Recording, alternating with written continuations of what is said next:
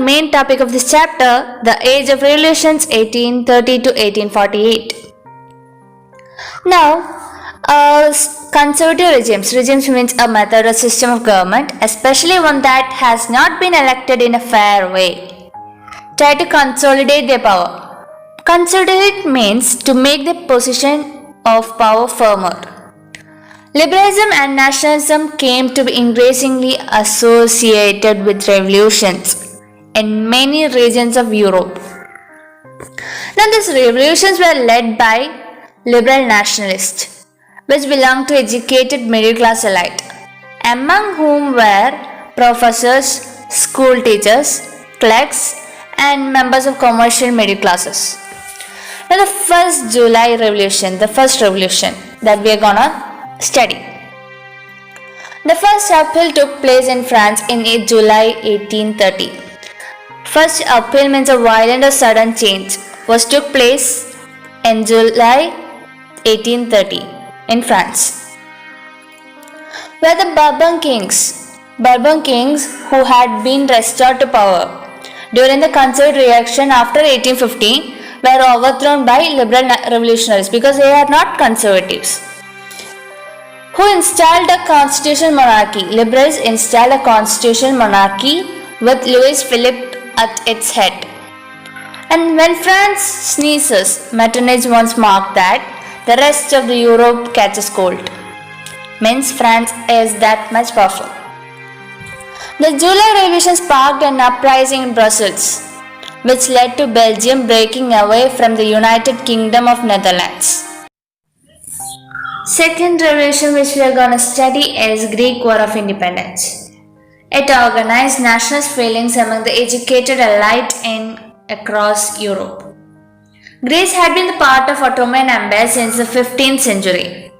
The growth of revolutionary nationalism in Europe led to struggle for independence in 1821.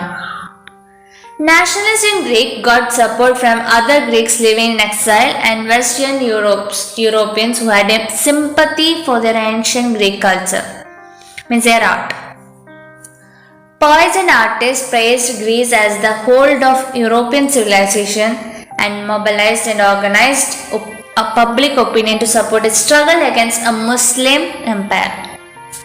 There is a person named Lord Byron. He was an English poet, organized funds and later went to fight in the war. He died of fever in 1824. The Treaty of Constantinople of 1832 recognized Greece as an independent nation.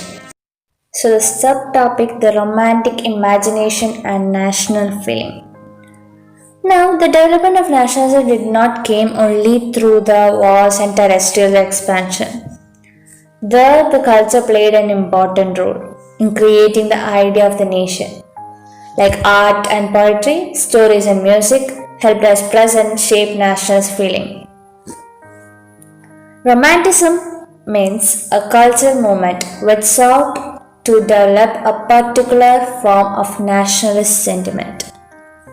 Romantic artists and poets generally criticized the glorification of reason and science because that was none to be bothered.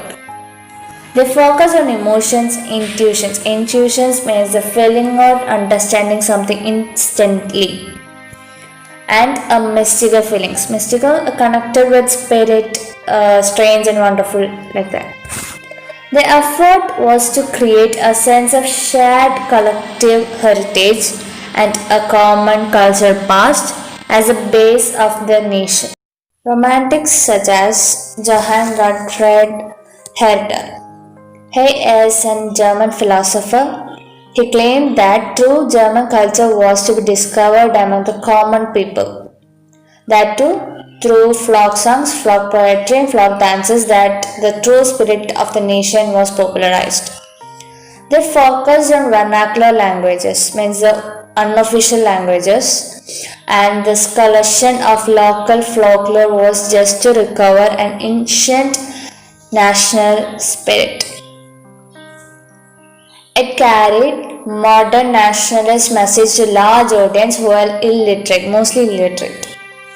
Poland no longer existed as an independent territory. It was partitioned by great powers like Russia, Prussia, and Austria in the end of 18th century. National feelings were kept alive through music and language they had. For an example, there is a person named Karol Kurpensky. He celebrated the national struggle through his operas and music, turning folk dances like the Polonaise and Mazurka into nationalist symbols. It is different forms of dances in Polish.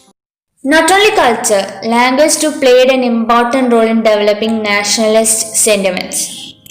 The Polish language was forced out of schools, the Russian language was imposed everywhere. In 1831, an armed rebellion against Russian rule took place, which was ultimately crushed. The clergy members in Poland began to use language as a weapon of national resistance.